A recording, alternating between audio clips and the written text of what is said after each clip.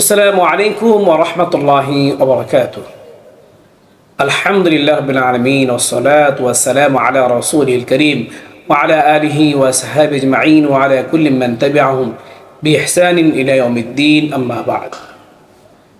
প্রিয় দর্শক শ্রোতাগণ, আপনারা যেখান থেকে আমাদের এই ইসলামিক অনুষ্ঠানের পাশে রয়েছেন সবাইকে এফকেও চ্যানেল ও মার্কাজুল উলুম ফতোয়া সেন্টার জয়নাবের হেমায়তপুর সাভার ঢাকার পক্ষ থেকে জানাচ্ছি অসংখ্য ধন্যবাদ। আজকে আমরা আলোচনা করব সূরা ইখলাস নিয়ে এবং তার ফজিলত নিয়ে। সূরা ইখলাস আমরা সকলেই সূরা ইখলাস পাঠ করতে পারি, ছোট থেকে বড়। প্রথমে আমরা সূরা ফাতিহার পাশাপাশি সূরা ইখলাস মুখস্থ করে থাকি। ছোট্ট একটি সূরা যদি আমরা জানি, তারপর আবার আপনাদের সম্মুখে আমি স্বাভাবিকভাবে তেলাওয়াত করছি শুধু স্মরণ করে দেওয়ার জন্য। আউযু বিল্লাহি মিনাশ শাইতানির রাজীম। বিসমিল্লাহির রহমানির রহিম। কুল হুয়াল্লাহু আহাদ, আল্লাহুস সামাদ, আল্লাহুস সামাদ, লাম ইয়ালিদ ওয়া লাম ইউলাদ ওয়া লাম ইয়াকুল লাহু কুফুয়ান আহাদ। কোনো ব্যক্তি যদি সূরা ইখলাস তেলাওয়াত করে তাহলে তার কি ফজিলত আল্লাহর নবী থেকে বর্ণিত রয়েছে, যা আবু হুরায়রা রাদিয়াল্লাহু তাআলা বর্ণনা করেন যে একদা আমি নবী করিম সাল্লাল্লাহু আলাইহি ওয়াসাল্লামের সাথে আমি এক জায়গায় আগমন করলাম। সেখানে গিয়ে আল্লাহ নবী এক ব্যক্তিকে সূরা ইখলাস পাঠ করতে শুনলেন। আল্লাহ নবী বললেন, ওয়াজাবাত। আমি জিজ্ঞাসা করলাম, ইয়া রাসূলুল্লাহ, ওয়াজাবাত মানে? ওয়াজাবাত তার জন্য একটা জিনিস ওয়াজিব হয়ে যাওয়া, তার জন্য ধার্য হয়ে যাওয়া। আমি নবীকে জিজ্ঞাসা করলাম, ইয়া রাসূলুল্লাহ, ওয়াজাবাত মানে কি? আল্লাহ নবী বলেন, ওয়াজাবাত লাহুল জান্নাহ।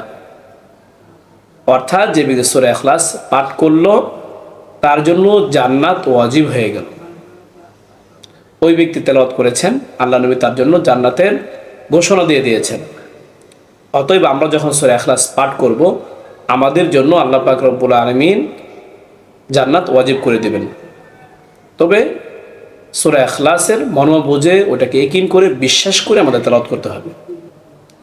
কারণ সূরা ইখলাসের মধ্যে আল্লাহ পাক রব্বুল আলামিন নিজের একত্ববাদগুলো এখানে পেশ করেছেন। আপনি বলেন কুল হুয়াল্লাহু আহাদ, যে আল্লাহ পাক এক, আল্লাহুস সামাদ। আল্লাহ পাক রব্বুল আলামিন অমুখাপেক্ষী, কারো কাছে আল্লাহ পাক রব্বুল আলামিন মুখাপেক্ষী নন, কারো কাছে মুহতাজ নন, কারো কাছে কোনো কিছু চাওয়ার প্রয়োজন আল্লাহ পাকের নেই। লাম ইয়ালিদ ওয়া লাম ইউলাদ, আল্লাহ পাক কাউকে জন্ম দেয়নি, তাকেও কেউ জন্ম দেয়নি। ওয়া লাম ইয়াকুল লাহু কুফুয়ান আহাদ, আল্লাহ পাকের সমতুল্য পৃথিবীর কেউ নেই। কোনো মাখলুকাতই আল্লাহ পাকের সমকক্ষ নয়, একমাত্র আল্লাহ পাক রব্বুল আলামিনই বেনিয়াজ, অমুখাপেক্ষী। আর সবাই আমরা মুখাপেক্ষী আল্লাহ পাকের দিকে। অতএব আমরা সবাই সূরা ইখলাস বেশি বেশি তেলাওয়াত করব, তাহলে এখানে আল্লাহ পাকের একত্ববাদ এটাও প্রকাশ পাবে, পাশাপাশি আমাদের জন্য আল্লাহ পাক জান্নাত বরাদ্দ রাখবেন। এছাড়া অন্য হাদিসের মধ্যে বর্ণিত আছে, আবু দারদা রাদিয়াল্লাহু তাআলা আনহু বর্ণনা করেন যে আল্লাহ নবী ইরশাদ করেছেন, তোমাদের কারো পক্ষ কি এক রাতে কোরআনের 1/3 পাঠ করা কি সম্ভব? সকলেই বলেছেন, কিভাবে এক রাতে 1/3 কোরআন তেলাওয়াত করা সম্ভব? আল্লাহ নবী বললেন, কুল হুয়াল্লাহু আহাদ, আল্লাহুস সামাদ, লাম ইয়ালিদ ওয়া লাম ইউলাদ ওয়া লাম ইয়াকুল লাহু কুফুয়ান আহাদ। কারো পক্ষে কি সূরা ইখলাস পাঠ করা কি সম্ভব নয়? সাহাবায়ে কেরাম বলে, হ্যাঁ সম্ভব। আল্লাহ নবী বলেন যে ব্যক্তি সূরা ইখলাস পাঠ করবে আল্লাহ পাক রব্বুল আলামিন তাকে কোরআনে কারীমের 1/3 অর্থাৎ 1/3 পাঠ করলে যে সওয়াব, সে সওয়াব তাকে দান করবেন। এই জন্য আমরা বিভিন্ন উলামায়ে কেরামের দোয়ার অনুষ্ঠান আমরা দেখি, সেখানে 3 বার করে সূরা ইখলাস পাঠ করতে বলা হয়। তাহলে 3 বার যদি পাঠ করা হয় তাহলে পূর্ণ একটা কোরআনে কারীম তেলাওয়াত করে সওয়াব হয়। এই জন্য আমরা বেশি বেশি সূরা ইখলাস তেলাওয়াত করব। আল্লাহ পাক রব্বুল আলামিন আমাদেরকে প্রতিবার আমাদেরকে কোরআনে কারীমের 1/3 পাঠ করার সওয়াব দান করবেন।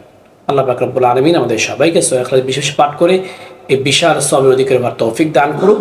এরকম গুরুত্বপূর্ণ দোয়া মাসলা জানতে চাইলে অবশ্যই আমাদের ইউটিউব চ্যানেলটি সাবস্ক্রাইব করে আমাদের পাশেই থাকবেন। ভিডিওটি ভালো লাগলে লাইক ও শেয়ার করবেন। তাছাড়া আপনাদের কোনো বিষয় জানার প্রয়োজন হলে দোয়া হোক, মাসলা মাসাইল হোক, আমাদের ইউটিউব কমেন্ট বক্সে গিয়ে আপনারা সে বিষয়ে জানার জন্য আবেদন করতে পারেন। এর পাশাপাশি আমাদের একটি এফকে নামে ফেসবুক পেজ রয়েছে, সেই ফেসবুক পেজে আপনারা লাইক ও শেয়ার দিয়ে আমাদের পাশে থাকবেন। চাইলে সেখানে কমেন্টে আপনারা প্রশ্ন করতে পারেন।